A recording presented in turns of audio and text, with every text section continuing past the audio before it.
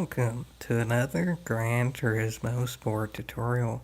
Today we're featuring Karts around Kyoto, small version. I'm not even going to attempt to say its name, I guarantee I'll mess it up. But y'all know what I mean by the small Kyoto, it's this one. Anyway, I'm on a controller for this using automatic transmission as usual. And I'll go ahead and be quite frank and say this is one of the ones that using a controller hurts most. Karts are all about making as precise of motions as possible, and it's just not as easy doing that on a controller as it is with a steering wheel. So honestly, I think in order to get a 42.9, which is the best people's ran right as of now, as of recording this, I'm 4th in the Americas region though, so it's still 2 or so tenths off the best, but I think it's the best I can do with a controller. And where I'm recording this early, y'all can have time to set a lap yourselves. So, do what you can with what you have and see what happens. I was able to get a 43.165, which again puts me 4th in the Americas region. And honestly, I think that's about as best as I can get. There's only so much you can do for precision with a controller, and I think I'm about there. There may be a bit of time left, but you need a wheel to get it. But anyway, moving on. As for settings with a controller, honestly, again, I don't know a wheel. I don't use a wheel. Maybe it's different with a wheel. With a controller, I'm using traction control 1 and counter steering on strong. Don't let the haters get into your mind. There's nothing wrong with counter steering. It's legal, so use it. It ain't even really like skid recovery force in the old games that ended up getting prohibited. I highly doubt they're ever going to make counter steering prohibited because I think that's actually sort of kind of a real thing. As far as I know, counter steering is basically active steering, and active steering is sort of kind of power steering, and then power steering exists in real life, so don't feel too bad about it. I may be a bit off on that description, but I guarantee it's more accurate than saying that counter steering is the bane of humanity and needs to be banned.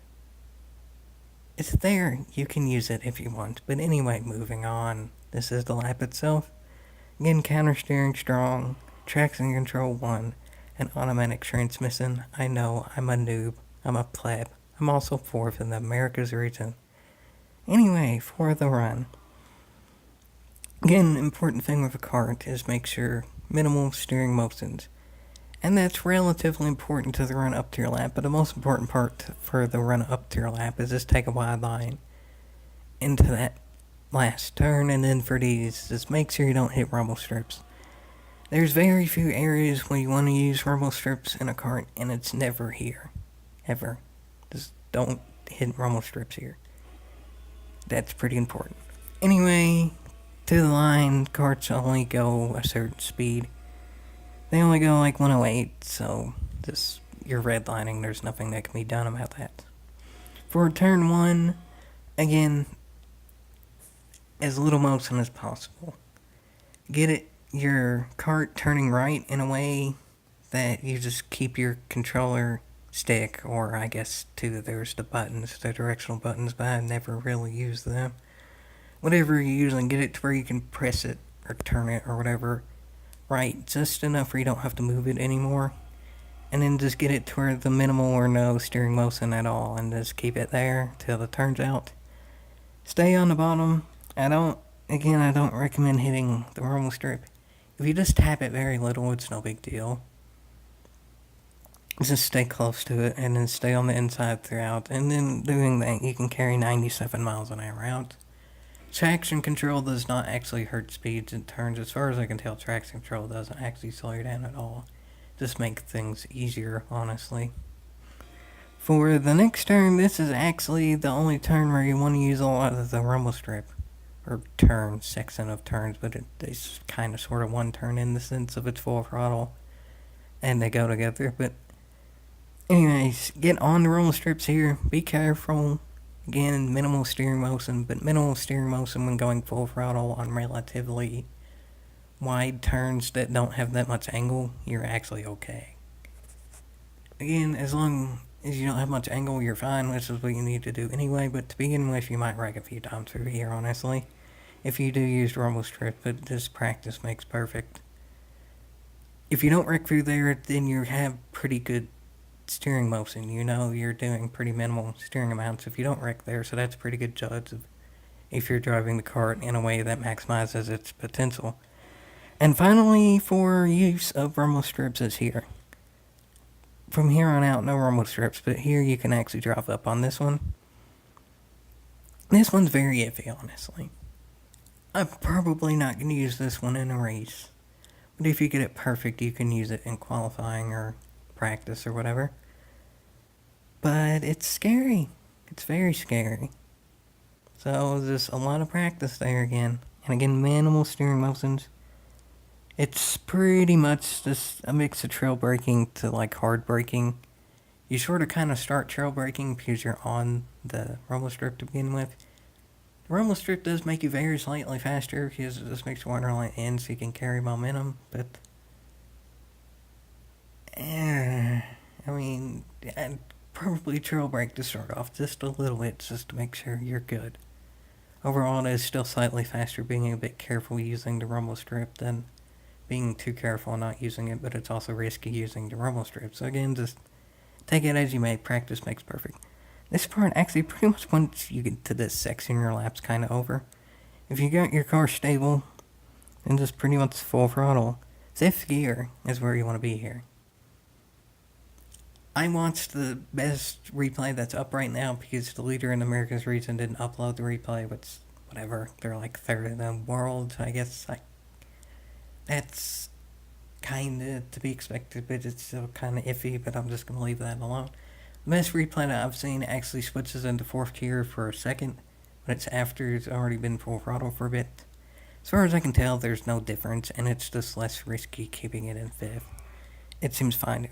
The only problem that I've seen, and this happens in 4th gear or 5th gear, there's really no difference, is your cart bogs down here. This is where the lack of horsepower, only having 49 horsepower, hurts. As far as I can tell, there's nothing that can be done about it, but you just straight up lose speed, because you have to turn because you don't want to hit that rumble strip. But it loses you speed when you turn, so... Again, I mean, this may be where I can get a little bit of time. There's maybe 3-4 inches there I can get, which may equal like half a mile an hour, but... realistically, I don't even know if I can get an O. And the next time in the America's region is an O. So, we'll see. But as of now, I think I'm still roughly at the max I can get.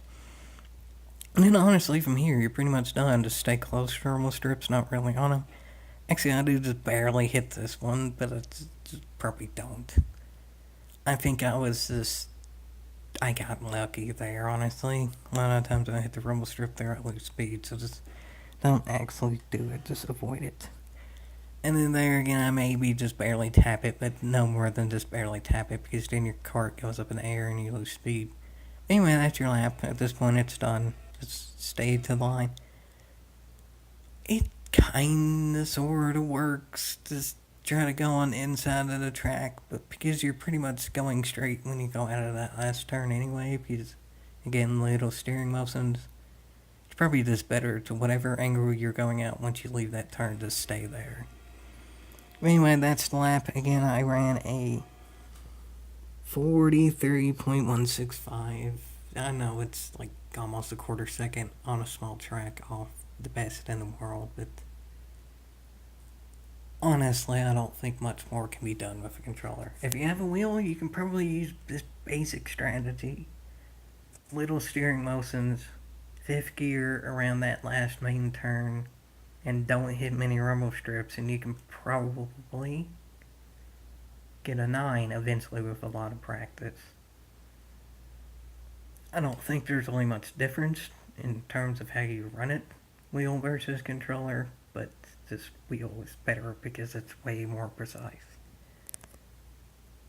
I did as good as I think I can do. There's definitely time out there, though, if you have the right stuff to do it. I do recommend trying it, because this is for the Manufacturer Series race, and this is probably the only Manufacturer Series we're ever going to get again until the next kart one.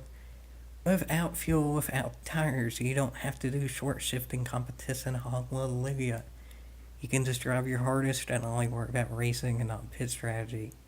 which is a good thing in carts too because they're not the easiest to drive.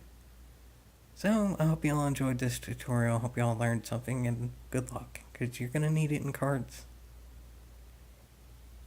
Practice helps, but honestly, there is a bit of luck in there too. Y'all saw I hit some roller strips in there that I probably don't want to do again. That I made it through once, luckily, but yeah, just may the luck be with you, and may the practice be actually helpful as well. As always, yeehaw.